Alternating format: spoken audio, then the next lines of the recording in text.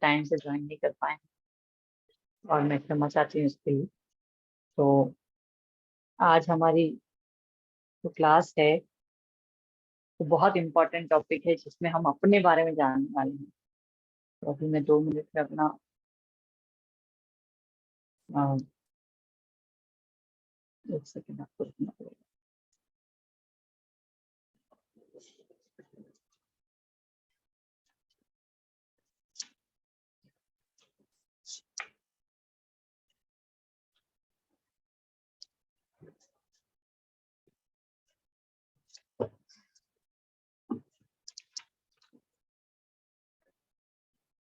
हम्म, तो आज हम स्वयं के बारे में जानने वाले हैं, क्योंकि अभी तक तो हम ये जान रहे थे कि हम किस चीज की खोज में हैं। उसके बाद हमने ये भी डिस्कस किया था कि भगवान क्या एग्जिस्ट करते हैं, और अगर भगवान एग्जिस्ट करते हैं तो भगवान कौन है। इस तरह से, और उससे पहले फर्स्ट 2 क्लासेस में हमने भूमिका, भगवत गीता की भूमिका के बारे में डिस्कशन किया था। तो इस तरह से अभी तक हमारी 5 क्लासेस हुई थी। तो आज हम जीव तत्व के बारे में जानेंगे। और उससे पहले मैं प्रवीण प्रभु से एक रिक्वेस्ट करूंगी कि आप वीडियो चला दीजिए। उसके बाद थोड़ा सा 4 मिनट का ये वीडियो है, पहले आप इसको देखिए, उसके बाद हम क्लास शुरू करेंगे।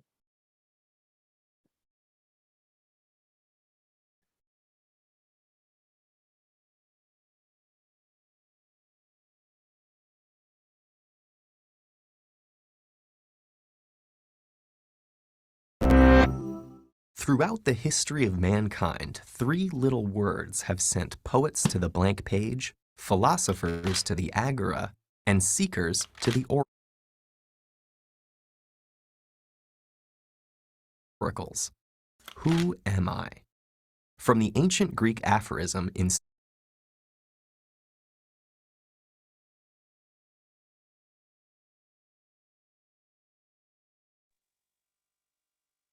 तो भी वीडियो वापस डिस्प्ले नहीं हो रहा है।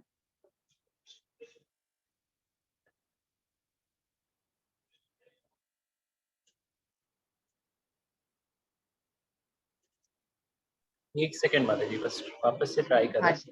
ऑडियो नहीं आ रही थी शायद माता जी। नहीं वॉइस आ रही थी, बट आपका बीच बीच में वो शायद म्यूट हो जा रहा था, बस शायद, और कुछ ओके नहीं हो रहा था। Okay.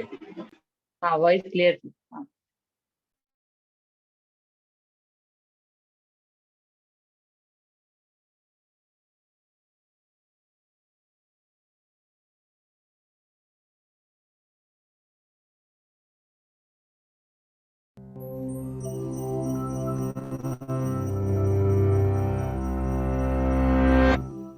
Throughout the history of mankind, 3 little words have sent poets to the blank page, philosophers to the agora, and seekers to the oracles.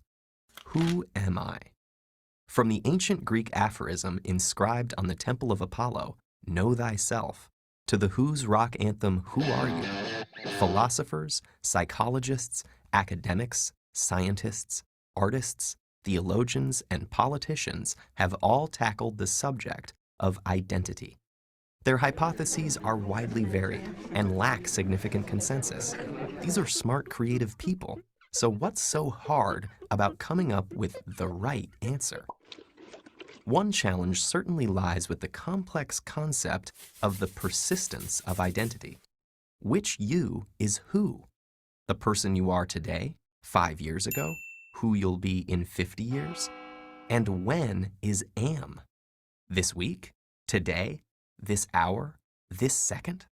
And which aspect of you is I?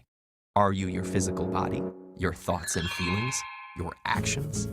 These murky waters of abstract logic are tricky to navigate, and so it's probably fitting that to demonstrate the complexity, the Greek historian Plutarch used the story of a ship.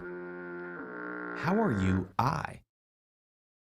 As the tale goes, Theseus, the mythical founder king of Athens, single-handedly slayed the evil Minotaur at Crete, then returned home on a ship. To honor this heroic feat, for 1,000 years Athenians painstakingly maintained his ship in the harbor and annually reenacted his voyage. Whenever a part of the ship was worn or damaged, it was replaced with an identical piece of the same material until at some point, no original parts remained. Plutarch noted the ship of Theseus was an example of the philosophical paradox revolving around the persistence of identity. How can every single part of something be replaced, yet it still remains the same thing? Let's imagine there are two ships, the ship that Theseus docked in Athens, Ship A, and the ship sailed by the Athenians 1,000 years later, Ship B. Very simply, our question is this: does A equal B? Some would say that for 1,000 years there has been only one ship of Theseus, and because the changes made to it happened gradually, it never at any point in time stopped being the legendary ship. Though they have absolutely no parts in common, the two ships are numerically identical, meaning one and the same, so A equals B. However, others could argue that Theseus never set foot on Ship B, and his presence on the ship is an essential qualitative property of the ship of Theseus. It cannot survive without him. So, though the two ships are numerically identical, they are not qualitatively identical. Thus, A does not equal B. But what happens when we consider this twist? What if, as each piece of the original ship was cast off, somebody collected them all and rebuilt the entire original ship?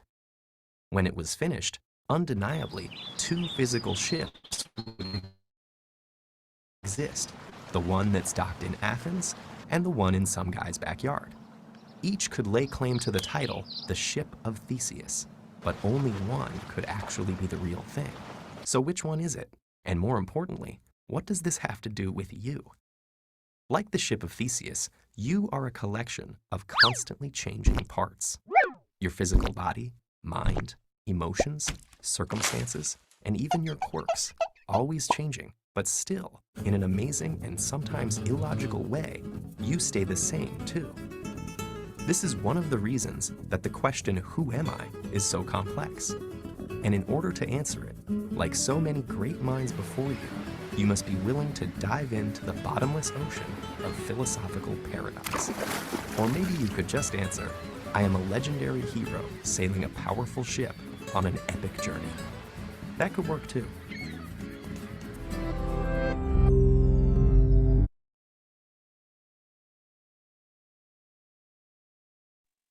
Hare Krishna, thank you very much Rohit. So हमने video भी देखा और इसी से related आज हम discussion करेंगे। जिस तरह से उसमें बताया गया कि हम अभी हैं, 50 साल बाद हम वैसे ही होंगे, इसकी कोई गारंटी नहीं है। और साथ ही साथ हमारे शरीर में जिस तरह से शिप में जब भी कोई चीज खराब हो रही है तो उसको बदल दिया जाता था। उस शिप को नहीं बदला जाता था पूरी तरह से, लेकिन उसके एक एक पार्ट को बदल दिया जाता था। और इस तरह से 1000 साल बाद देखा तो वो पूरी की पूरी शिप चेंज हो चुकी थी। उसी प्रकार से हमारा शरीर भी हर पल बदलता रहता है। इस चीज पे हम लास्ट तक आते आते आएंगे, बट ये वीडियो बीच में दिखाना पॉसिबल नहीं था, बिकॉज वो एक पीपीटी चल रही होती है, फिर बीच में ये वीडियो दिखा दी तो वो सही नहीं रहता, इसलिए मैंने इस वीडियो को पहले लिया। अब हम क्लास शुरू करते हैं। सो आप पीपीटी स्टार्ट कर सकते हैं प्रोजेक्ट।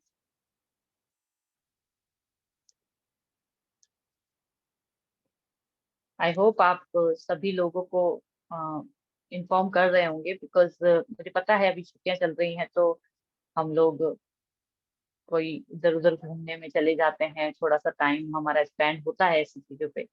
बट अगर ये क्लासेस हम कंटिन्यू कर सकें और नहीं तो हम इसकी रिकॉर्डिंग भी सुन सकें तो बहुत अच्छा रहेगा, बिकॉज अदरवाइज हम मिस कर जाएंगे जो मेन चीजें हम यहाँ पे बता रहे हैं। तो बहुत इम्पोर्टेंट टॉपिक आज हम डिस्कवर योरसेल्फ इसको लेने वाले हैं। One eternal truth that can change your vision. जब हम ये पता चलेगा तो हमारा पूरा प्रोस्पेक्टस, जो हमारा पूरा दिमाग की में हमारी बहुत सारी बातें ऐसी होती हैं जो उलझुल चलती रहती हैं, कुछ भी होता रहता है, वो सब चेंज हो जाता है इन सब चीजों को पता करने पे या इनके बारे में पता चलने पे। तो एक बार ऐसा हुआ था कि कुछ लोग मेंटल सर्वे के लिए गए थे और वहां पे उन्होंने एक आदमी को देखा, वो क्रिकेट खेल रहा था और दिन भर क्रिकेट खेलता रहता था, तो कहता रहता था मैं सचिन तेंदुलकर हूँ, मैं सचिन तेंदुलकर हूँ। तो उन्होंने पूछा, जो वहां पे गए थे, कि भी डॉक्टर से, कि भी डॉक्टर ने कहा कि ये बहुत अमीर घराने का व्यक्ति है, बहुत पढ़ा लिखा भी है, लेकिन जब भी इससे पूछा जाता है तुम्हारा नाम क्या है, तुम कौन हो, तो ये कहता है मैं सचिन हूँ। कितना भी इलाज करा लो, लेकिन ये उस चीज से बाहर नहीं आ पा रहा है। तो आप सोचिए ये कितनी भयानक स्थिति है कि हमें अपनी सही पहचान भी नहीं पता हो। जब हम अपनी सही पहचान नहीं पता होते हैं, पता होती है हमको, तो हम इस संसार में दुख भोगते रहते हैं, है ना। हमें आदत होती है, जैसे हम किसी से मिलते हैं जब हम, तो हमें आदत होती है, हम पूछते हैं कि अच्छा आप कौन हैं, आप कहाँ से आए हैं, कहाँ रहते हैं, इस तरह के क्वेश्चन हम पूछते हैं, है ना। लेकिन सबसे बड़ी बात है, क्या हमने कभी खुद से, स्वयं से हमने पूछा है कि हम कौन हैं, मैं कौन हूँ? नहीं। हमारे पास टाइम होता है, लेकिन हमारा टाइम कहाँ जाता है, अननेसेसरी चीजों पे ज्यादा चला जाता है। इस तरह के क्वेश्चंस बहुत कम लोगों के माइंड में आते हैं कि आखिर मैं हूँ कौन, और मेरा मेरा यहाँ आने का लक्ष्य क्या है, क्या है, बस मैं आया हूँ, बस ये सब कुछ करके और चला जाऊंगा, यही मेरा लक्ष्य है क्या? तो इस चीज पे आज हम डिस्कस करेंगे, थोड़ा सा चर्चा करेंगे। मैं कौन हूँ, जैसे हमसे पूछा जाता है, तो मैं क्या बताऊंगी, मेरा नाम भविता है, मेरे माता पिता, देश, मेरे पति, मेरी एजुकेशन, ज्यादा से ज्यादा, है ना, ये सब हम बताते हैं। लेकिन एक बार, है ना, एक आचार्य हैं हमारे इस्कॉन के, जयप्रकाश स्वामी महाराज, तो वे भी किसी स्कूल में गए थे बंगाल में, और वहां पे उन्होंने वहां का क्वेश्चन पेपर उठाया ऐसे ही, और देखने लगे तो देखा कि वहां पे एक प्रश्न था कि अपना परिचय दीजिए, बंगाली में लिखा हुआ था। तो उन्होंने, गुरु महाराज ने कहा कि भाई अच्छा, तो आप, है ना, इस इस पे क्या उत्तर की अपेक्षा करते हैं? तो उन्होंने, टीचर ने कहा कि भाई आप अपना नाम बताएंगे, पिता का नाम बताएंगे, देश बताएंगे, धर्म बताएंगे, एजुकेशन बताएंगे, यही है। ये बता देंगे तो हम समझ जाएंगे कि आपको समझ पता है कि आप कौन है। तो गुरु महाराज ने कहा कि अच्छा, फिर आप, अगर कोई ये बोले कि भाई मैं आत्मा हूँ, तो क्या आप उसको नंबर देंगे? तो बोला 0 मार्क्स। तो आप सोचिए कितनी बड़ी बात है ये, कि कोई अगर सही उत्तर जब लिख रहा है अपने बारे में, तो हम उसको कहते हैं कि 0 मार्क्स। और जब कोई अपने शरीर के बारे में सब कुछ लिख रहा है, शरीर से जुड़े हुए रिश्ते, शरीर से जुड़ा हुआ देश, धर्म, सब कुछ लिख रहा है, तब हम उसको फुल मार्क्स दे रहे हैं। ये चीज है। आज हम इस पे चर्चा करेंगे। Next slide please.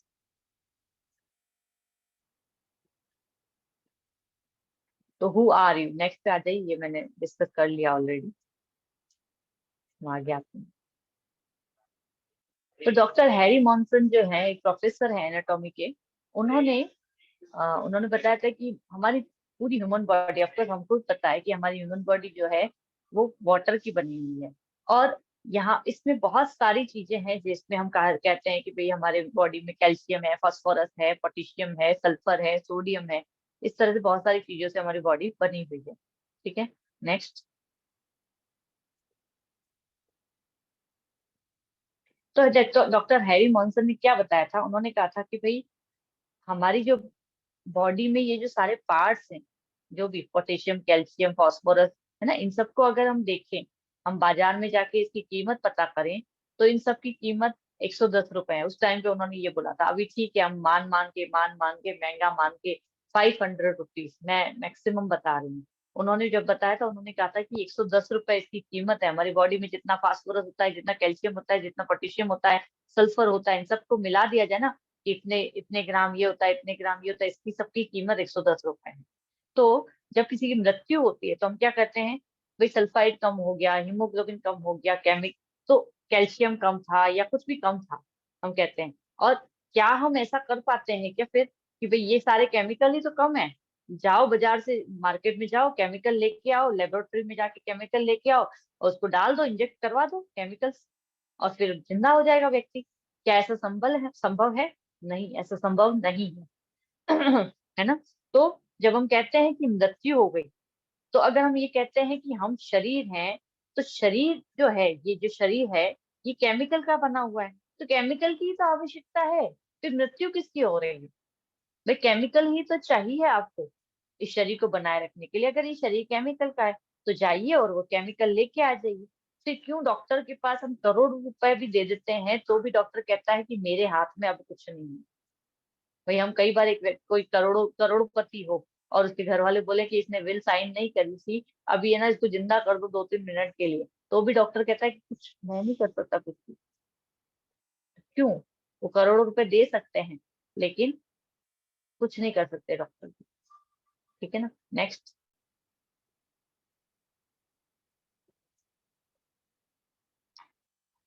तो now does this sound like you, please ask yourself, is this the essential stuff of your identity? क्या हमारी जो आइडेंटिटी है इसमें सबसे ज्यादा इंपॉर्टेंट स्टफ यही है? क्या इसी से हम बने हुए हैं? हमको ये पूछना चाहिए अपने आप से। नेक्स्ट,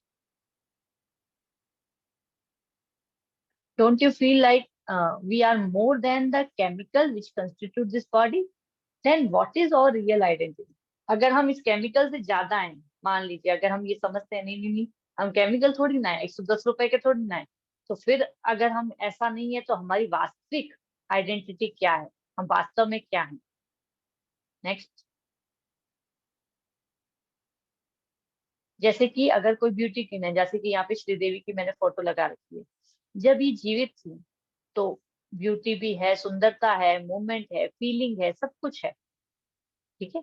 नेक्स्ट स्लाइड पे आइए।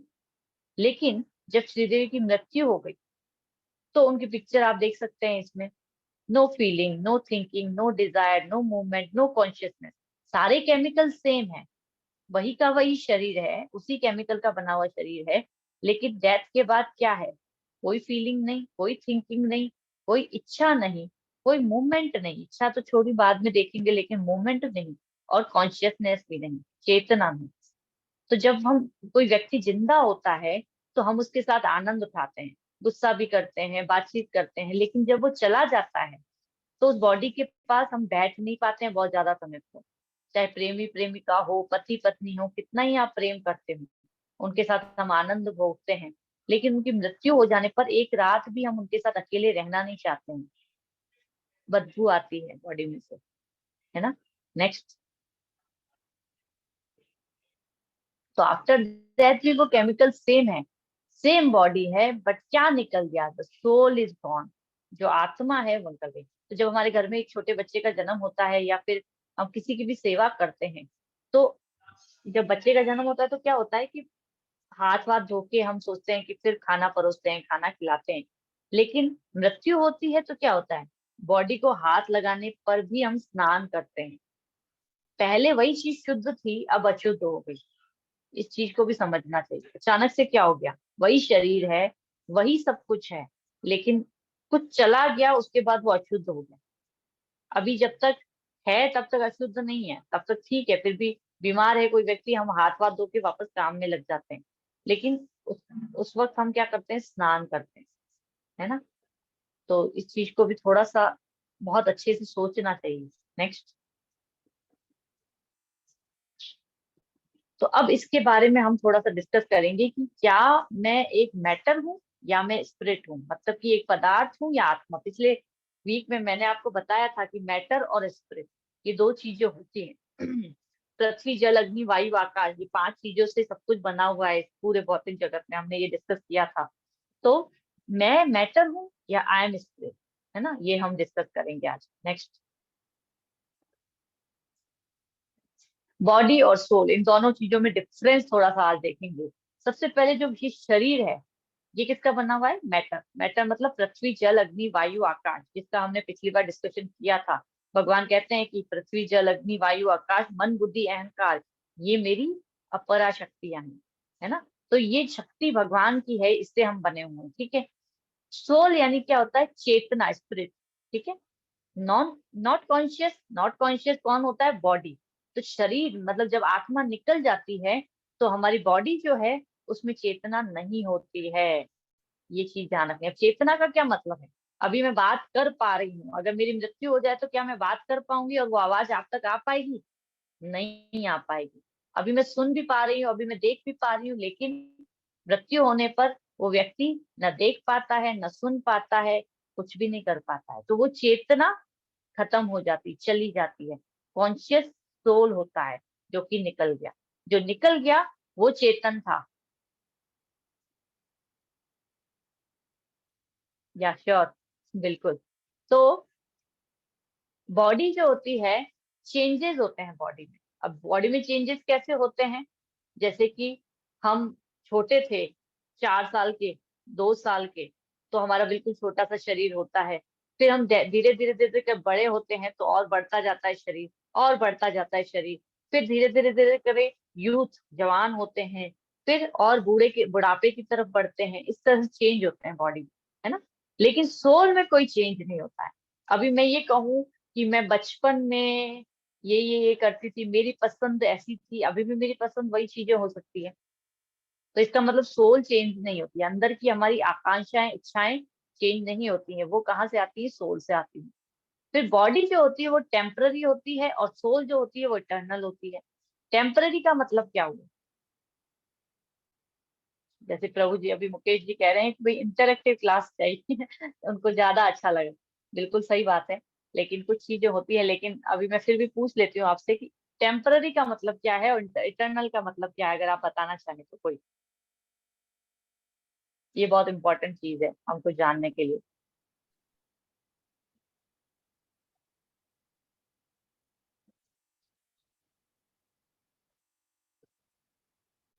कोई बताना चाहेगा जो हमारे रेगुलर स्टूडेंट्स हैं उनमें से मुकेश कोई? जी, यू कैन अनम्यूट नाउ।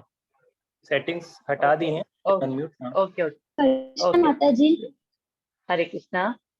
जैसे हमारी बॉडी है वो टेम्पररी, जैसे हमारी हाइट बढ़ती है, लेकिन जो सोल है वो इटर्नल, उसकी हाइट नहीं बढ़ती, वो जितनी होती ही रहती है। हाँ हाँ, ये सही है। चेंजेस और नो चेंजेस वो तो ठीक है।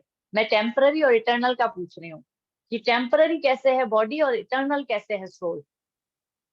जैसे मैंने यहाँ पे एक शब्द लिखा है, टेम्पररी और इटर्नल।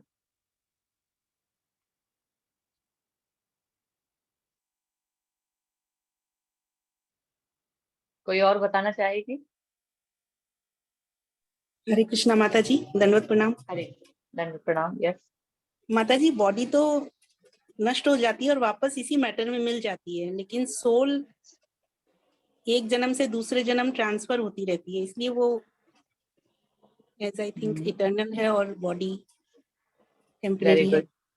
यस, टेम्पररी का मतलब क्या हुआ है? नाशवान, नाश हो जाता है, जिसका खत्म हो जाता है। जो अभी है मतलब स्थिर नहीं है, वो हमेशा के लिए नहीं है। टेम्पररी है जो कि खत्म होता है। ठीक है, अभी जैसे ये मोबाइल है, ये मोबाइल मेरे पास अभी है, 6-7 साल बाद होगा नहीं होगा, या शायद अगले ही क्षण होगा कि नहीं होगा, मुझे नहीं पता। तो ये खत्म हो सकता है कभी भी। लेकिन इटर्नल क्या है? इटर्नल है हमारे अंदर की सोच, जो कि एक शरीर से दूसरे शरीर में जाती है। जैसे कि हम आगे डिस्कस करेंगे ये चीज कि हम शाश्वत कैसे होते हैं। इटर्नल को हिंदी में कहते हैं शाश्वत, और टेम्पररी को हिंदी में कहते हैं नाशवान। तो बॉडी जो होती है वो नाश होती है, खत्म होती है, और सोल जो होती है वो इटर्नल रहती है, हमेशा शाश्वत रहती है। तो कभी हम पशु बने, कभी हम पक्षी बने, कभी हम पेड़ बने, कुछ भी बने, लेकिन एक से दूसरी बॉडी में हम ट्रांसफर होते हैं। इसका मतलब हम हमेशा रहते हैं, सिर्फ वो शरीर हम चेंज करते हैं। अब वो शरीर हम कैसे चेंज करते हैं ये हम आगे डिस्कस करेंगे, लेकिन अभी हम मोटा मोटा इसको समझ रहे हैं। इसी क्लास में हम डिस्कस करेंगे ऑफकोर्स इसको। अब बॉडी डेड और सोल अलाइव, यानी कि जैसे ही सोल निकली।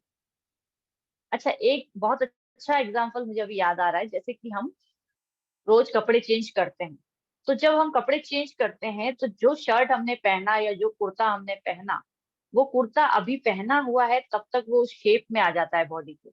जब वो उतारा तो वो कैसा हो जाता है? उसका कोई शेप नहीं है ना। तो डेड, वो डेड है। अभी मैं हाथ हिला रही हूँ तो ये कुर्ते का हाथ भी हिल रहा है मेरे, लेकिन जब ये कुर्ते को मैं साइड में रख लूंगी तो इसका हाथ हिलेगा क्या अपने आप से? नहीं हिलेगा। वैसा ही हमको बॉडी और सोल में समझना चाहिए कि जब सोल बॉडी को धारण करती है तो वो बॉडी हिलती प्रतीत होती है। हाथ हिल रहा है, हाथ हिल रहा है, वेरी गुड, बहुत अच्छा। लेकिन जब सोल निकल गई तो फिर बॉडी डेड है, वो हिल नहीं सकती, वो बोल नहीं सकती, वो चल नहीं सकती, वो महसूस नहीं कर सकती, कुछ भी नहीं हो सकता उसका। ये डिफरेंस है डेड और अलाइव होने का। ठीक है।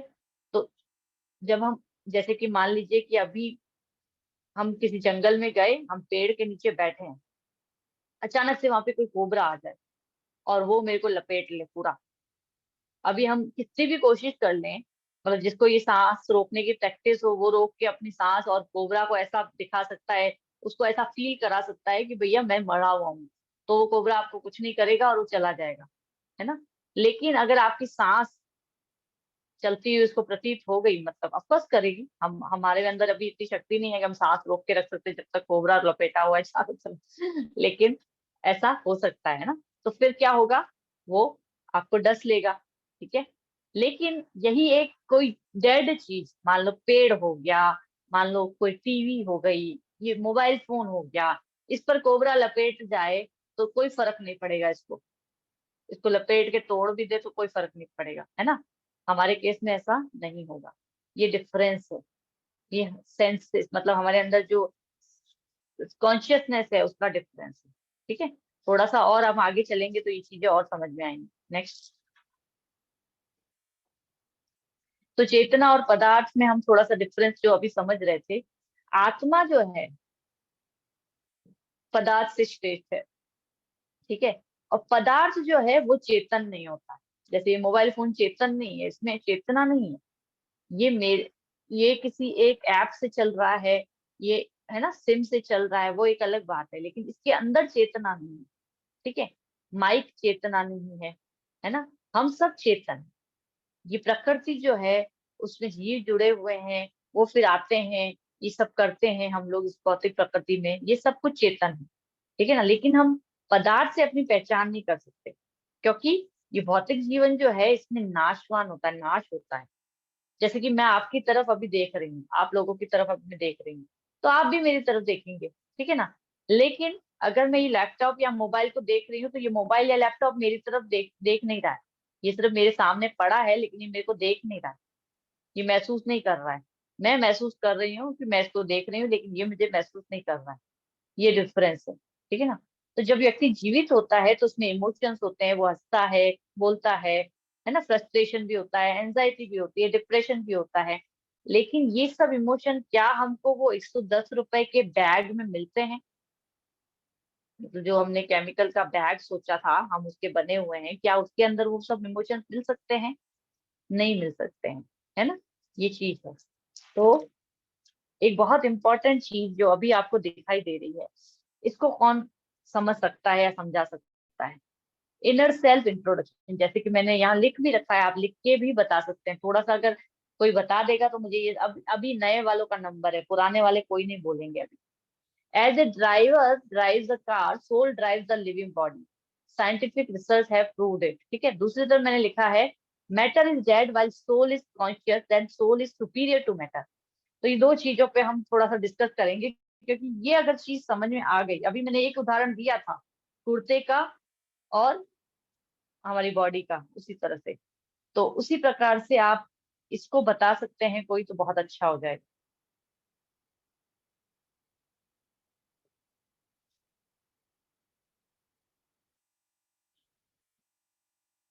सबको अनम्यूट नहीं किया हुआ है क्या प्रभु जी? नहीं, अभी अनम्यूट कर सकते हैं। हाँ ठीक है। आई आप में थिंक से जो भी मुकेश जो भी इसका आंसर देना चाहे दे सकते प्लीज। आदित्य जी, प्रश्न एक बार रिपीट कर दीजिएगा। प्रश्न ये है कि जैसे ये उदाहरण मैंने दिया था, अभी एक कुर्ते का उदाहरण दिया था कि कुर्ता है और हमने पहना, या शर्ट हमने पहना और उतारा, उसी प्रकार से ये जो बॉडी है वो आत्मा बॉडी को पहनती है और उतारती है। यहाँ पे मैंने एक और उदाहरण दिया है, इसके थ्रू भी हम इसी चीज को समझ सकते हैं या समझा सकते हैं। तो कोई ये समझा सकता है कि ये उदाहरण कैसे मैच करता है इस चीज से?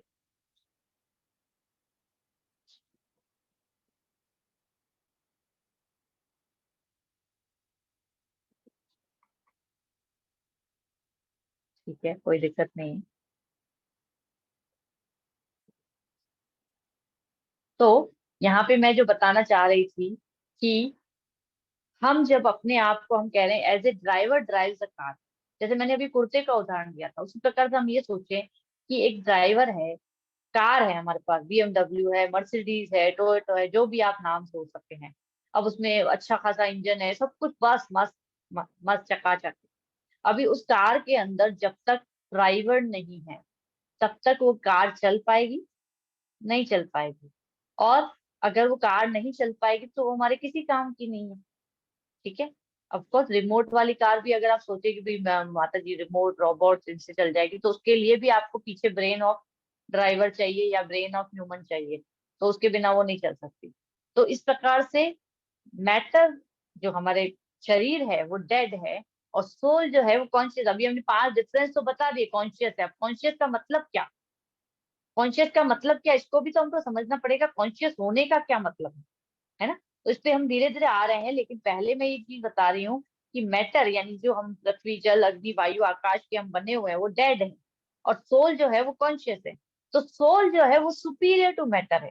अच्छा, एक और उदाहरण से हमको समझते हैं कि मान लीजिए कि किसी का एक्सीडेंट हो जाए, आप रास्ते में जा रहे हैं, किसी का एक्सीडेंट हो रहा है। अभी एक्सीडेंट हो गया, आप देख रहे हैं उसका ब्लड आ रहा है, आप क्या करेंगे? आप पहले उसकी गाड़ी को बचाएंगे, आप उस व्यक्ति को बचाएंगे? Please answer it. पहले आप गाड़ी को बचाएंगे कि पहले आप व्यक्ति को बचाएंगे?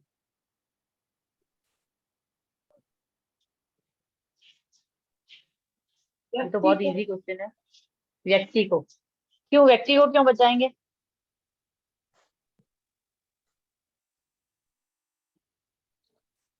व्यक्ति में आत्मा का निवास है, जबकि गाड़ी में नहीं है।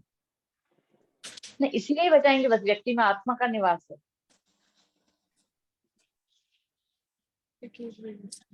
अभी तो हमने बात करी थी कि व्यक्ति जो है 110 रुपए के केमिकल का बना हुआ है, और हमारी गाड़ियां तो भैया लाखों रुपए की आती हैं, करोड़ों की भी आती हैं।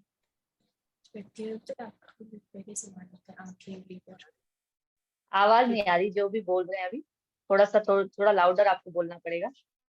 गाड़ी तो फिर भी आती है, शरीर अगर उस वक्त हमने उसको नहीं बचाया और कोई पार्ट डैमेज हो गया या क्या, बचा सकते हैं तो, क्योंकि वो दोबारा नहीं आ सकता ना। Very good. हाँ, और कोई आंसर दे रहे थे अभी? कौन दे रहा था और आंसर? मुकेश बोल रहा हूँ माता जी, नमस्कार। हाँ जी, हाँ जी, हाँ जी, प्लीज बोलिए। उस जिस व्यक्ति का एक्सीडेंट हुआ है उससे हमारी भावनाएं जुड़ जाती हैं। जैसे कहीं ना किसी का वो पिता होगा, किसी का भाई होगा, तो ये भाव हमारे अंदर उससे विकसित होते हैं कि हम इसे बचाएं तो हो सकता है किसी का पति बच जाए, किसी का भाई बच जाए, किसी के पिता बच जाए। ये भाव बिल्कुल पहली सही। बात।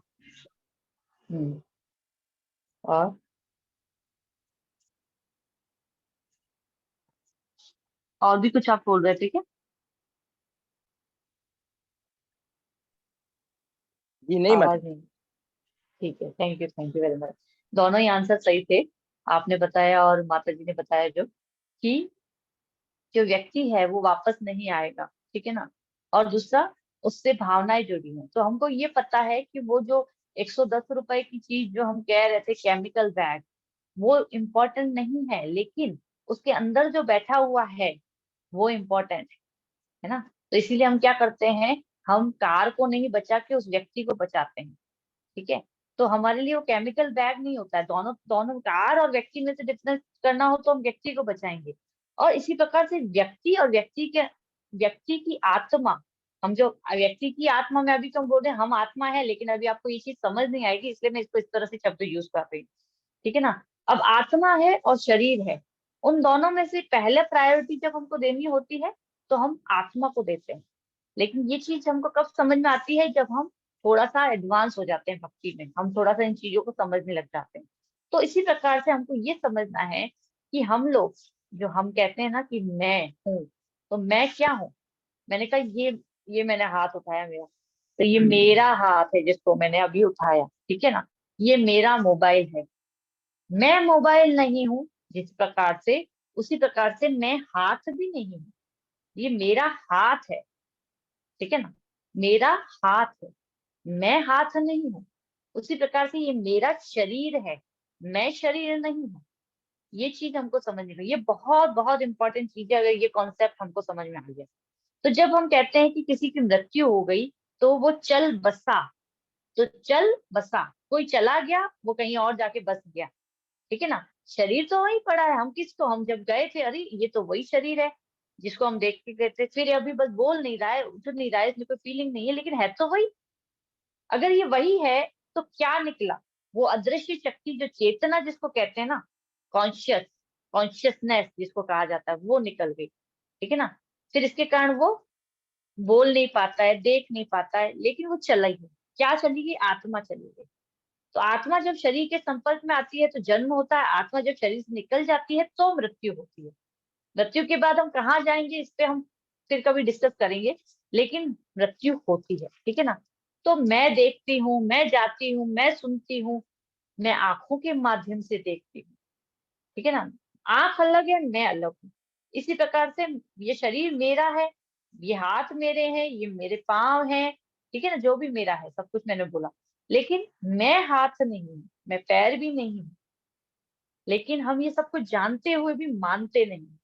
बहुत बहुत इंपॉर्टेंट चीज है ये। हमारे चारों तरफ इस भौतिक जगत में हम इस तरह से फंसे हुए हैं कि हम इस चीज को मानते नहीं है कि मैं अलग हूँ और ये शरीर अलग है।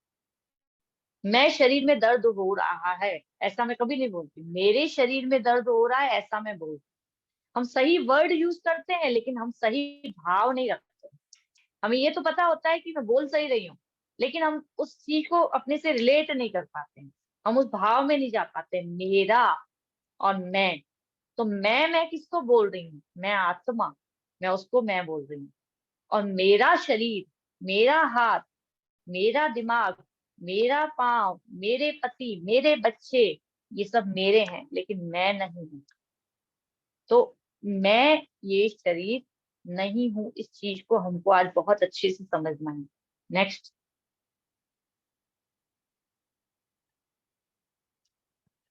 तो you are not the body that you see in the mirror, you are the atma, the soul, the real driver of the bodily car. तो हम क्या है? हम जो दिख रहा है ना, हम वो नहीं है।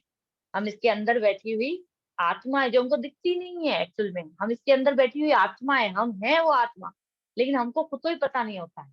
प्रॉब्लम ये हो जाती है। मिरर में हमको जो दिखता है वो शरीर दिखता है, इसलिए हमको तो बस वही दिखता है, इसलिए हम उसी को अपना मानते हैं। मतलब मैं उसी को मानता हूँ कि मैं हूँ, तो मैं बॉडी ही मानता हूँ अपने आप को, या मानती हूँ ऑफकोर्स। ठीक है, नेक्स्ट। तो ये इस तरह से हमारा चेंज होता है, ट्रांसफॉर्मेशन होता है, इसको हम आगे देखेंगे। लेकिन एक स्टोरी इससे पहले सुनाना चाहूंगी। जैसे एक बार क्या होता है कि एक ब्राह्मण था, वो बकरी को अपने कंधे पे ऐसे करके लेके जाता है, पकड़ के जा रहा होता है। तो तीन चोर होते हैं, वो देखते हैं अरे यार ये ब्राह्मण जा रहा है, ये बकरी अपन को चाहिए, अपन इसका मांस वास खाएंगे, मजे करेंगे, बहुत मजा आएगा। तो बोलते कैसे, लेकिन इस ब्राह्मण से बकरी लें कैसे? तो प्लान बनाते हैं, बोलते हैं कि बेवकूफ बनाते हैं इसको, ब्राह्मण को, ये अपना आप ही बकरी लेके जाएगा अपन को। तो फिर वो क्या करते हैं, वो सब जाते हैं उसके साइड में खड़े हो जाते हैं, और एक जना उसके पास जाता है रास्ते में, जाते हैं कि अरे ब्राह्मण देवता नमस्कार नमस्कार, आप कैसे हैं? तो बोलता है बहुत अच्छा हूँ। तो बोलता है कि अरे एक्चुअली में मैं आपके पास आ रहा था, आप कहाँ जा रहे हैं? मैंने बोला ये बकरी को लेके मैं कहीं जा रहा हूँ, मेरे को जाना है, शहर में जाना है, मुझे कुछ काम है। तो बोला कि बकरी? अरे लेकिन आपने तो ये कुत्ता रख रखा है आपके कंधे पे, आप कैसे ब्राह्मण है, आप कुत्ता रखते हैं अपने कंधे पे? तो बोला कहाँ कुत्ता है यार, ये बकरी है ना। तो बोला कि नहीं नहीं कुत्ता है, आप बेकार ब्राह्मण है यार, कुत्ते को पालते हैं आप तो बहुत बेकार ब्राह्मण है, ऐसे करके वो चला गया। अब ब्राह्मण डाउट में पीछे देखता है, अरे है तो बकरी, ये पागल है, ऐसे सोच के वो आगे चलने लगता है। फिर सेकंड एक और व्यक्ति उन्हीं में से आता है उनके पास, वापस से आके बोलता है अरे ब्राह्मण देवता, मैं आपके घर आ रहा था, मेरे को पूजा पाठ करानी है, मेरे पिताजी ने आपके पास भेजा है, वो ये फला फला व्यक्ति है, ऐसे करके वो बताने लगा। और फिर बोलता है कि फिर से वही व्यक्ति, अरे लेकिन आप ये बकरी को लेके कहाँ जा रहे हैं, नहीं सॉरी आप कुत्ते को लेके कहाँ जा रहे हैं? तो बोला कुत्ता कहाँ है यार, ये बकरी है ना। तो बोलता है नहीं नहीं कुत्ता है, आप क्या अजीब से ब्राह्मण हो, ऐसे ऐसे करके वो भी उसको बेवकूफ बना के चला जाता है। फिर तीसरा आता है, तीसरा भी इसी तरह से ब्राह्मण को बेवकूफ बनाता है। तो जब ब्राह्मण को बेवकूफ बनाता है तीसरा भी आके, तो ब्राह्मण आखिर पजल हो जाता है, अरे यार क्या मेरा दिमाग खराब है क्या कि मैं कुत्ते को लेके आ रहा हूँ, मेरी बकरी ये नहीं है शायद, ऐसे ऐसे सब जने कैसे बोलेंगे ये चीज। और ऐसा सोच के वो क्या करता है, बकरी को वहीं पटकता है और चला जाता है वहां से। हे भगवान मैं अशुद्ध हो गया, ऐसे सोच के कुत्ते को लेके मैं अशुद्ध हो गया। अब ये सोच के वो चला जाता है, और वो तीनों चोरों को बहुत मजा आ जाता है, वो बकरी को उठाते हैं और जाके काट पीट लेते हैं। तो इस तरह से हमको भी जब हम जन्म लेते हैं, तो हम जन्म लेते हैं, हम गर्भ में होते हैं, तब तो हम बहुत सोचते हैं हे भगवान प्लीज मुझे इस गर्भ से निकालो, मैं बहुत परेशान हो रहा हूँ, जब आप निकालोगे ना तो मैं आपकी बहुत सेवा करूंगा, बहुत प्रार्थना करता है, ये वो सब कुछ करता है। जब बाहर निकाला जाता है, तो बाहर निकालते ही हम क्या करते हैं, हम कुछ नहीं करते, हम उससे पहले जिन लोगों के कांटेक्ट में आते हैं वो करते हैं। सबसे पहले हमको रुलाया जाता है, फिर उसके बाद हमको एक जना आता है मैं तेरी मम्मी हूँ, दूसरा आता है मैं तेरे पापा हूँ, तीसरा दादा दादी, ये वो सारे रिश्तेदार आएंगे और फिर बोलना ये सिखाएंगे, मम्मी पापा दादा दादी सब कुछ। और वो बच्चे जब बोलता है हमको बहुत अच्छा लगता है, और फिर हम उसको उस आइडेंटिटी में फंसाते जाते हैं। ये हमारे साथ भी हुआ था और अब हम आगे भी अपने बच्चों के साथ यही चीज करते हैं। तो इस तरह से चलता रहता है, लेकिन कोई भी हमको ये नहीं बताता है कि मैं आत्मा हूँ या तुम आत्मा हो। हमारे मम्मी पापा दादा दादी कोई नहीं बताता है हमको कि मैं भी आत्मा हूँ और तुम भी आत्मा हो। और हम इस तरह से ट्रांसफॉर्मेशन करते हैं एक शरीर से दूसरे। पहले हम जानवर में गए थे, फिर एक दूसरे शरीर में, फिर दूसरे शरीर में, अभी हम जिस शरीर में आए हैं बच्चे से लेके हम बड़े होंगे, ये कोई नहीं बताता है ना। नेक्स्ट।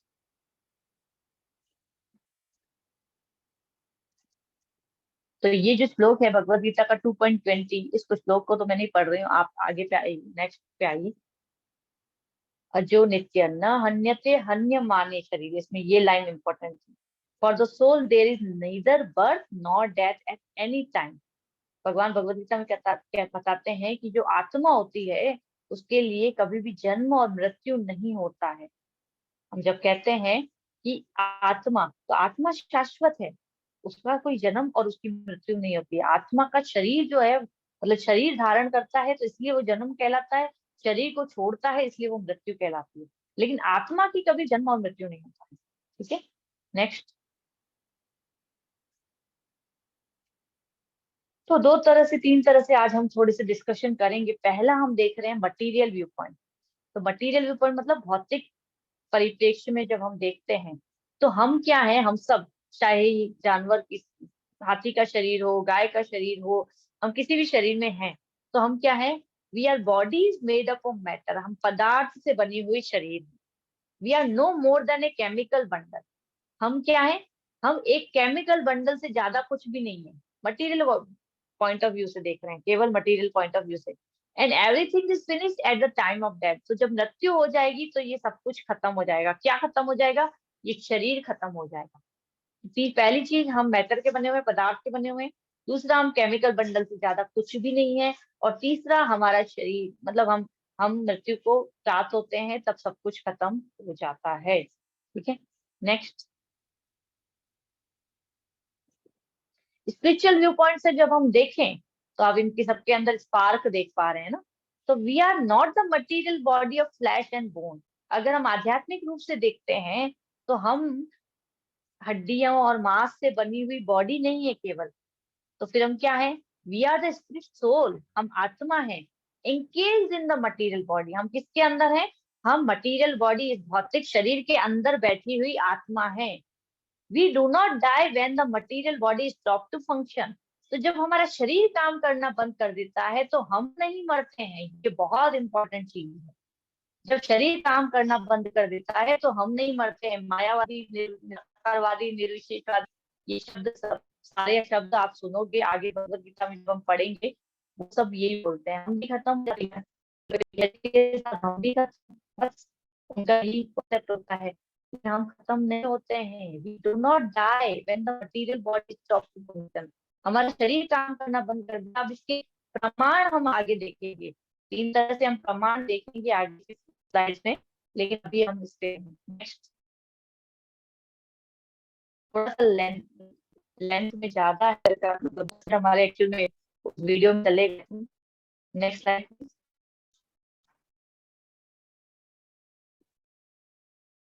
क्या हो गया?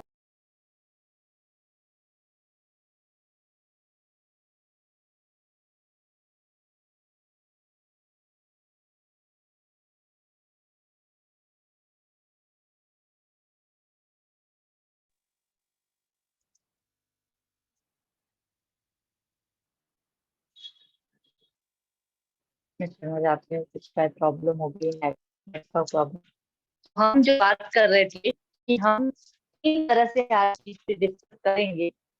कैसे डिस्कस करेंगे? इससे पहले हम चीज को ऐसे समझ सकते हैं कि आत्मा का आकार जो होता है, जैसे कि मान लीजिए कि हम जब दर्जी के पास जाते हैं कपड़े सिलवाने के लिए तो हमारी बॉडी का शेप, या हमारे हाथ के दस्ताने सिलने हो तो उसका शेप हम देते हैं, तो आत्मा का आकार होता है। तो उसी प्रकार से यहाँ पे जो लिखा है, बता रहे हैं कि जिस प्रकार से हम कहते हैं just as a bird.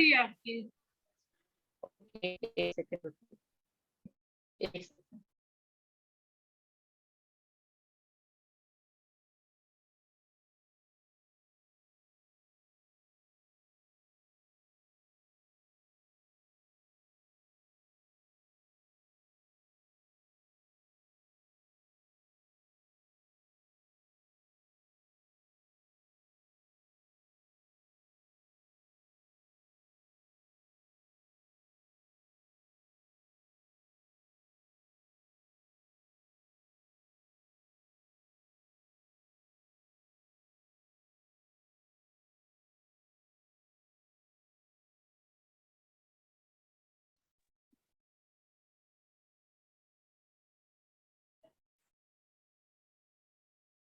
Okay, thank you. अब मैं शायद वीडियो ऑफ करके करती हूँ, नेटवर्क प्रॉब्लम हो सकता है हो रही हो, अभी भी नहीं आ रही हो आवाज क्लियर तो आप मुझे बताइएगा। अभी क्लियर है? अभी सही है मैम। ठीक है ठीक है, नेटवर्क प्रॉब्लम है शायद। तो जिस प्रकार से हम ये कहें कि मान लीजिए कि एक पिंजरा है और उसके अंदर एक तोता बैठा है, ठीक है ना। अब उस तोते को हमने, पिंजरे को तो चमकाए जा रहे हैं, चमकाए जा रहे हैं, चमकाए जा रहे हैं, लेकिन हम तोते को कुछ भी खाने को नहीं दे रहे। तो जिस प्रकार से एक बर्ड जो होता है ट्रैप्ड होता है केज में, उसी प्रकार से हम जो है इस भौतिक शरीर, ये जो हमको 5x2 का 5.2 5.4 6 इंच जो भी हमारा फीट होता है उसमें हाइट, जिसमें भी हम बंद हैं, तो ये बंद हैं हम उसके अंदर, हम ट्रैप्ड हैं। Soul is trapped in the body. और वो बॉडी किसकी बनी हुई है? 5 एलिमेंट्स की बनी हुई है, अर्थ वाटर फायर ईथर और एयर। इन 5 से हम बने हुए हैं, ठीक है। Next.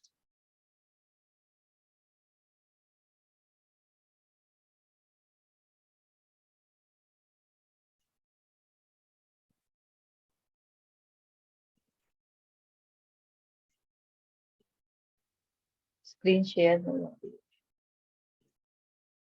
Not knowing their real identity as a soul, the people spend all their life in polishing the cage। बहुत इंपॉर्टेंट चीज है ये।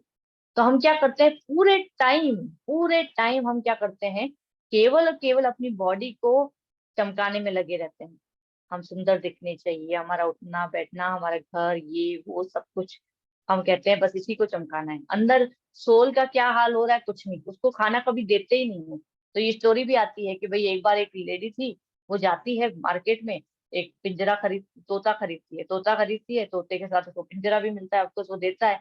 अब पिंजरा, मतलब उस वक्त वो जब देता है तो कहता है बहुत अच्छा तोता है, ये है, इस पिंजरे को आप अच्छे से चमकाना और ये करना वो करना। वो लेके आ जाती है घर पे। अब आती है तो वो क्या करती है, वो तोता बहुत अच्छा होता है, बहुत अच्छे से बात बात करता रहता है, लेकिन वो क्या करती है, वो तोते को खाना नहीं देती है, वो सिर्फ पिंजरे को चमकाती रहती है। तोता क्या होता है, मर जाता है ना। तो फिर वो बाद में वो आदमी आके बोलता है भैया तुमने तोते को तो खाना दिया नहीं, कुछ तो खिलाना पड़ेगा ना तुमको, केवल पिंजरे को ही चमकाते रहोगे क्या? उसी प्रकार से हम लोग भी क्या करते हैं, क्योंकि हम लोग भौतिक जगत में जब आते हैं तो हमको सिर्फ तुम मम्मी पापा दादा दादी सब यही सिखाते हैं कि भैया अच्छा कमाना है, अच्छी जॉब हासिल करनी है, अच्छा पैसा बनाना है, अच्छा घर खरीदना है, अच्छे से अपने आप को रहना चाहिए, अप टू डेट रहना चाहिए, ये होना चाहिए वो होना चाहिए। तो हम क्या करते हैं, बाहर से केवल इस पिंजरे को चमकाने में लगे रहते हैं, ये जो बॉडी है इसको चमकाने में लगे रहते हैं, लेकिन आत्मा के बारे में हम सोचते ही नहीं है। इसके अंदर जो इसको चलाने वाला बैठा है उसके बारे में हम नहीं सोचते हैं कि ये कैसे चल रहा है। ये हम खुद ही होते हैं, लेकिन हम खुद ही ऐसे करते हैं क्योंकि हम कॉन्शियस किसकी तरफ होते हैं, हम बाहर की तरफ कॉन्शियस होते हैं।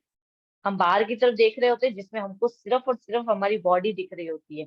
जब हम अंदर की तरफ देखते हैं तो हमको अपनी आत्मा का रियलाइजेशन होता है। ये चीजें हम आगे की क्लासेस में डिस्कस करेंगे, लेकिन हमारे साथ ऐसा ही होता है। इस वजह से हम क्या होते हैं, हम केवल शरीर को चमकाने में लगे होते हैं। बहुत इंपॉर्टेंट चीज है ये, इसको समझना चाहिए हमको। नेक्स्ट।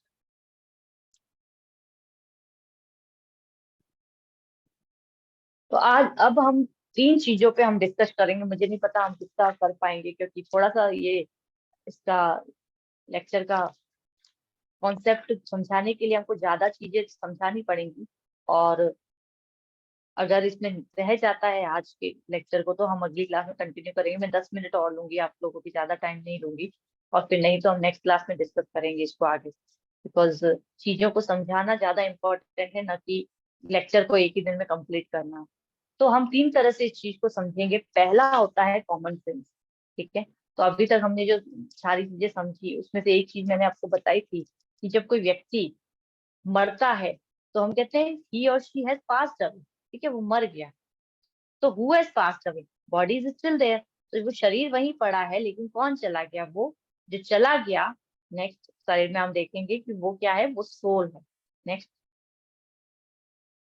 तो actually the soul has passed away. तो ये कॉमन सेंस है। कॉमन सेंस मतलब हमको देखने से ये चीज धारणा, हमको लॉजिकल वे में हमको ये चीज समझ में आती है, ठीक है। नेक्स्ट। जैसे कि मान लीजिए अगर मैं इस तरह से बोलूँ, एक और उदाहरण दे रही हूँ मुझे याद आया तो, मान लीजिए कोई एयरपोर्ट पे हम जाते हैं, ठीक है ना, हवाई जहाज कोई चला रहा है, आपका प्लेन चला रहा है कोई, आप पायलट को नहीं देख पा रहे, लेकिन जब तक पायलट है तभी तक वो प्लेन चलेगा। पायलट अगर नहीं है तो प्लेन नहीं चलेगा, ये चीज समझनी पड़ेगी, ठीक है ना। दूसरी चीज जो है, अभी जो मैंने बताया, मेरा हाथ, मेरा पाँव, मेरा, ये सब कुछ जो हमने डिस्कस किया था, वो भी लॉजिकल चीजों में आता है, कॉमन सेंस है ये, उससे हम समझ सकते हैं, ठीक है। नेक्स्ट है कॉन्शियसनेस। अब चेतना से कैसे समझा जाए?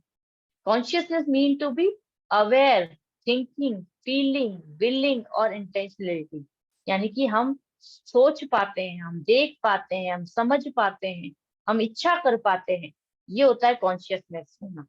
अब मान लीजिए कि यहाँ पे जो उदाहरण में आप देख पा रहे हैं, एक व्यक्ति है, जैसे मैंने उदाहरण दिया था कि मैं मोबाइल को देख पा रही हूँ, मोबाइल मुझे नहीं देख पा रहा। अब मोबाइल अगर ये बोले आई सी द रेड लाइट, तो ऐसा पॉसिबल नहीं है, मोबाइल नहीं देखता है कुछ भी। मोबाइल का काम है काम करना अपने, वो नहीं देख रहा होता है, हम देख पाते हैं। तो लिविंग बीइंग जो होता है, जिसके अंदर कॉन्शियसनेस होती है ना, जो हम जीव हैं, जो हम आत्मा है, मतलब जो जीव, देहधारी आत्मा जिसको कहा जाता है, तो हम जो जीव हैं वो देख पाते हैं। जो मोबाइल है, ये कैमरा है, ये सब नहीं देख पाते हैं, ये पदार्थ है, ये चेतन नहीं है, इसलिए, ठीक है।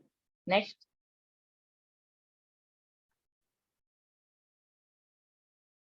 तीसरी चीज जो हमको डिस्कस करनी है वो बहुत इंपॉर्टेंट है। कई बार हम लोग कहते हैं कि भाई ये ना, पहला तो आपने अपने हिसाब से बता दिया भाई, भाई कॉमन सेंस, कॉमन सेंस के हिसाब से कॉन्शियसनेस भी बता दिया, कॉमन सेंस के हिसाब से आपने लॉजिकल थिंकिंग बता दी। लेकिन अब हम जो डिस्कस करें ये साइंटिफिक प्रूफ है। अब साइंटिफिक प्रूफ में क्या होता है? पहला है नियर डेथ एक्सपीरियंस या आउट ऑफ बॉडी एक्सपीरियंस। तो आउट ऑफ बॉडी एक्सपीरियंस या नियर डेथ एक्सपीरियंस पे बहुत सारी किताबें हैं, आप जाके नेट पे सर्च कर सकते हैं, आपको मिल जाएगी, ठीक है। अब उसमें क्या बताया जाता है, आउट ऑफ बॉडी एक्सपीरियंस का मतलब क्या होता है? जैसे कि हम सोते हैं और हम स्वप्न देखते हैं। अब हम स्वप्न देखते हैं, कभी मैं सोई रात को, और मैं सोई और मुझे रात को नींद में एकदम से गर्मी लगने लग गई, मुझे पसीना आ रहा है और मैं चिल्ला के उठ गई। अब मैं उठ रही हूँ और मैं हाँफ रही हूँ बहुत तेज से। अब फिर कोई मेरा पड़ोस पड़ोस में जो भी सोया हुआ है उठेगा और मुझसे पूछेगा क्या हुआ, तो मतलब बहुत बुरा सपना देखा। और बहुत बुरा सपना में मैंने क्या देखा, कोई मुझे मार रहा है, कोई मुझे पीट रहा है, या कुछ भी मेरे साथ कर रहा है, तो उसमें मैं डर के उठ जाती हूँ। तो ये कौन उठता है, डरता कौन? ये हम जब स्वप्न में होते हैं, हम जब गहरी नींद में होते हैं, तो हम अपने शरीर से बाहर होते हैं, आउट ऑफ बॉडी एक्सपीरियंस होता है। इसी तरह से कोई कोई लोग नियर डेथ एक्सपीरियंस को भी ना फील करके आते हैं, कि व्यक्ति उस वक्त क्या करता है, मर्द, मतलब जैसे मान लो वो डेथ बेड पे है, अभी उसका डॉक्टर ऑपरेशन, एक बार एक केस स्टडी आई थी, एक लेडी ने ऐसे बोला कि उसको उसका ऑपरेशन किया जा रहा है, उस ऑपरेशन थिएटर में वो ऊपर है, वो देख पा रही है कि सामने जो डॉक्टर है, जो नर्स है, वो कैसे उसका ऑपरेशन कर रहे हैं, कैसे कैसे उन्होंने चीर फाड़ करी उसके साथ, जो भी किया उसने सब देखा। उसके बाद वो छत पे चली जाती है, वो छत पे भी सब कुछ देख के आती है। फिर थोड़ी देर बाद जब ऑपरेशन खत्म होता है, वो वापस अपनी बॉडी के अंदर आ जाती है। जब उससे वापस उठती है और जब वो इस तरह से अजीब सी बिहेव करती है, तो उससे जो साइकेट्रिस्ट होते हैं आके उससे पूछते हैं, बातें उगलवाते हैं, तब वो बताती है कि मैं इस तरह से गई थी, तो बोलती मैंने छत पे ये चीज देखी थी। तो वहां पे जाके वापस से, अब उस छत पे ताला लगा हुआ है, मतलब हॉस्पिटल की छत है ना, तो उस पे ताला ही लगा के रखेंगे, वो क्या करेंगे छत पे जाके? तो हॉस्पिटल की छत पे ताला लगा हुआ है। लेकिन जब वो वहां पे जाके चेक करते हैं, तो वही चीजें वहां पे एज इट इज पड़ी है, एक पुराना शू पड़ा है, कुछ और चीज उसमें बताई थी। ये केस स्टडी है ओरिजिनल, एक बार मैंने सुनी थी। तो इस तरह से आ, ये जो चीजें हैं, इससे पता चलता है मेडिकल हिस्ट्री में ऐसे कई केसेस हैं, ऐसा नहीं है कि ये एक केस है, बहुत सारे केसेस हैं, ठीक है ना। नेक्स्ट, एक तीसरी चीज आती है री इंकारनेशन, इसी में साइंटिफिक रिसर्च में। री इंकारनेशन का मतलब पुनर्जन्म। अभी थोड़े दिन पहले मैंने एक वीडियो देखा था, शॉर्ट, शायद फेसबुक पे था, शॉर्ट्स था छोटा सा, कि उसमें एक लड़की थी, छोटी सी लड़की थी, बिल्कुल शायद 2 साल की, और वो बहुत अच्छे से, बिल्कुल है ना, अंग्रेजों की तरह इंग्लिश बोल रही थी। अब उसके घर वाले, मतलब वहां पे कोई आया था कैमरामैन, और वो सब वीडियो बना रहे थे, तो वो बोल रहे थे कि भाई है ना, हम लोग सब गुजराती हैं, हम लोग सब गुजराती बोलते हैं, हमारे घर में किसी को इतनी इंग्लिश आती ही नहीं है, पहली बात तो। और ये जो है, ये जब से पैदा हुई है तब से इंग्लिश में बात की जा रही है, अपना आप ही बात करती है, हम लोग कुछ सिखाते भी नहीं है तो भी बात करती है। तो ऐसी चीजें, ये तो मैंने एक छोटा छोटा सा उदाहरण, इससे अलावा भी हम बहुत सारे उदाहरण देख सकते हैं। कई बार हम देखते हैं कि एक छोटा सा है ना, मतलब कोई व्यक्ति है, मतलब बच्चा है, आते ही मतलब शुरू होते ही बहुत अच्छा म्यूजिक में है, बहुत अच्छा गेम्स में है, किसी पर्टिकुलर गेम में है, या कोई भाषा वो ऐसे अच्छे से बोलता है, या कोई उसको याद होता है कि मेरे पिछले जन्म में माता पिता यहाँ पे थे। ऐसी बहुत सारी ढेरों बुक्स आपको, रिसर्च आपको, केस स्टडीज आपको नेट पे मिल जाएंगी। तो इसका मतलब री इंकारनेशन होता है। जो हमने अभी कहा ना कि खत्म हो जाते हैं, वो सत्य नहीं है। साइंटिफिक भी इसको मानते हैं, आउट ऑफ बॉडी एक्सपीरियंस को भी मानते हैं, नियर डेथ एक्सपीरियंस को भी मानते हैं। आप नेट पे ये सारी चीजें चेक कर सकते हैं। और तीसरा, री इंकारनेशन को भी वो लोग मानते हैं। ये सब साइंटिफिक रिसर्च है। ठीक है, नेक्स्ट। तो री इंकारनेशन में क्या होता है, जैसे कि फोबिया होता है पास्ट लाइफ का। मान लीजिए किसी को पानी से बहुत डर लगता है, तो अगर वो डूब के मरा होगा तो उसको पानी से फोबिया होता है, पानी से बहुत डर लगता है उसको, व्यक्ति को। नेक्स्ट। इसी तरह से यहाँ पे फोबिया है ended in the stabbing, there would be a phobia of the bladed weapons, मतलब कि किसी धारदार हथियार, किसी वेपन से उसको डर लगता है। क्यों? क्योंकि अगर किसी ने पिछली लाइफ में उसको इस तरह से मारा होगा तो उसको इस चीज से भी डर लगता है। ये 3-4 तरह की एग्जाम्पल मैं दे रही हूँ। नेक्स्ट। यहाँ पे भी यही है कि आपकी आपकी मृत्यु किसी फायर आर्म से हुई है तो आपको उस चीज से डर लगता है। आपको हाइट से डर लग सकता है, आपको आग से डर लग सकता है। अलग अलग अलग तरह के फोबिया होते हैं हमारे पास, हमारी जीवन, सबके जीवन में होते हैं। हर किसी का अलग अलग फोबिया होता है। ठीक है, नेक्स्ट। माता जी, बॉडी पे अगर कोई बर्थ मार्क होता है तो वो भी कोई होता है क्या, अंश पिछले जन्म का? हाँ, कई बार कहा जाता है, ये भी होता है, कई बार कहा जाता है कि ये भी पिछले जन्म का कोई बर्थ मार्क होता है। तो कई बार नहीं भी होता है, ऐसे भी हो सकता है। उसमें कुछ ज्यादा वो है ना, मतलब कंफर्मेशन नहीं है। लेकिन ये चीजें, जैसे अब ये ट्विंस का एग्जांपल है, तो ट्विंस जो है एक ही माँ के गर्भ से ट्विंस हुए हैं, लेकिन दोनों अलग अलग सोल हैं, दोनों अलग अलग आत्माएं हैं। तो दोनों के स्वभाव में बहुत डिफरेंस हो सकता है, दोनों के आचरण में बहुत डिफरेंस हो सकता है। बहुत कुछ, एक बहुत ही सौम्य हो सकता है, एक बहुत ही गुस्से वाला हो सकता है ना, एक बहुत ही डिसेंट हो सकता है, एक बहुत ही अजीब सा, एक बिल्कुल अच्छा खासा स्टडी करने वाला बच्चा निकल सकता है, एक बिल्कुल ही अनपढ़ गवार निकल सकता है, कुछ भी हो सकता है। मतलब डिफरेंट सोल्स हैं। तो ये जो है री इंकारनेशन, ऐसा भी हो सकता है कि वो अलग अलग जगह से आए हों। री इंकारनेशन भी हुआ होता है, नहीं भी हुआ होता है तो भी ऐसा होता है। ठीक है ना, नेक्स्ट।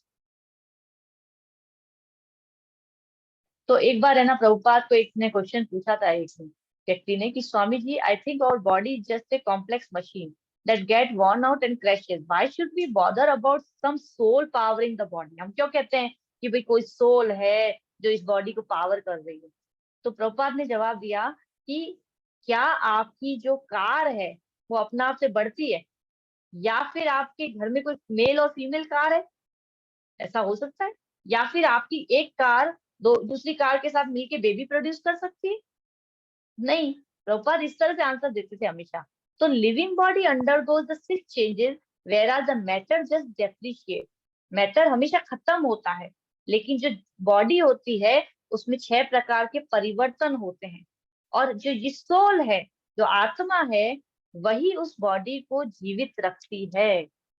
ये सबसे इम्पोर्टेंट चीज है आज के कॉन्सेप्ट की, आज की जो क्लास है उसकी। ठीक है, तो इसके आगे मैं अभी जो 6 चेंजेज होते हैं और ये सब चीजें आत्मा किस प्रकार से परिवर्तन करता है, ये सब हम नेक्स्ट क्लास में डिस्कस करेंगे, बिकॉज टाइम थोड़ा ज्यादा हो गया है। ये थोड़ा लंबा है टॉपिक, तो इस पे मैं यहीं पे रुकूंगी। और नेक्स्ट क्लास में आप लोग जरूर से, आप लोग कोई प्रश्न पूछना चाहते हैं अभी तक